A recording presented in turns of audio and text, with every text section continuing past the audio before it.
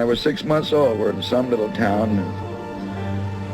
small hotel, and I fell down a full flight of stairs to the bottom. They come running up. I sat up and just shook my head and shook it off and didn't cry. So they knew I wasn't hurt. And Houdini says, that was sure a buster, meaning a fall, because that's the only time it was used.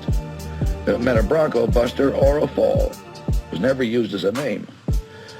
My father said, well, that would be a good name for him. It don't sound bad. Now, I was born with the Keaton Houdini Medicine Show Company on a one-night stand in Kansas.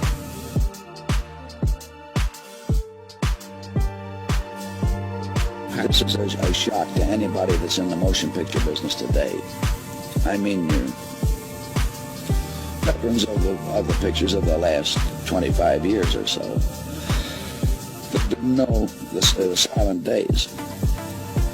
A feature-length picture, neither Chaplin, Harold Lloyd, or myself ever had a script.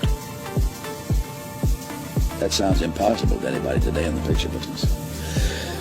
We never even thought of writing a script. We didn't need to.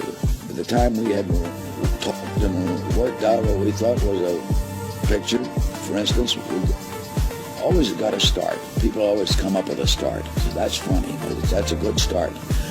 Well, we want to know the finish right then and there. See, there's nothing else to work on but the finish. And if we can't round it out, just something we like, we throw that one away and start on a new one. What good would a script been doing? You just throw gags out right and left when we're shooting because they don't stand up and they don't work well. And then the accidental ones come. Well, you see, I learned that from the stage. That I was the type of comedian that if I laughed at what I did, the audience didn't.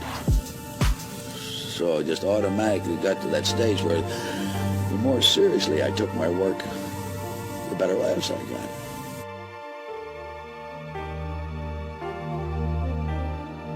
Well, my old man was an eccentric comic, and as soon as I could take care of myself at all on my feet, he had slap shoes on me and big baggy pants, and then just start doing gags with me, especially kicking me clean across the stage or taking me by the back of the neck and throw me.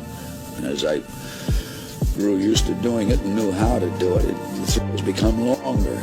By the time I got up to around 7 and 8 years old, we were called the roughest actors ever in the history of the stage.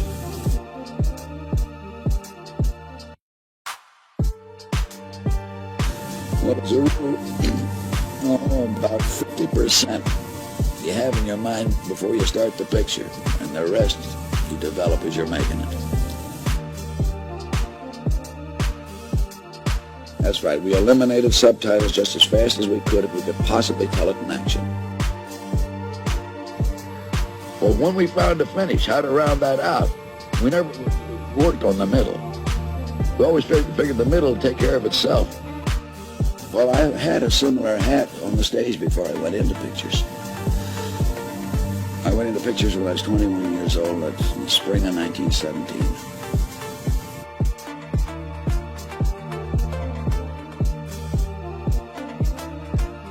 I went into pictures with Roscoe Arbuckle. I mean, his pictures are the first ones I appeared in. And I'd only been with him a short time, and he says, there's something you want to bear in mind, that the average mind of the motion picture audience is 12 years old. It's a 12-year-old mind. Sure entertaining.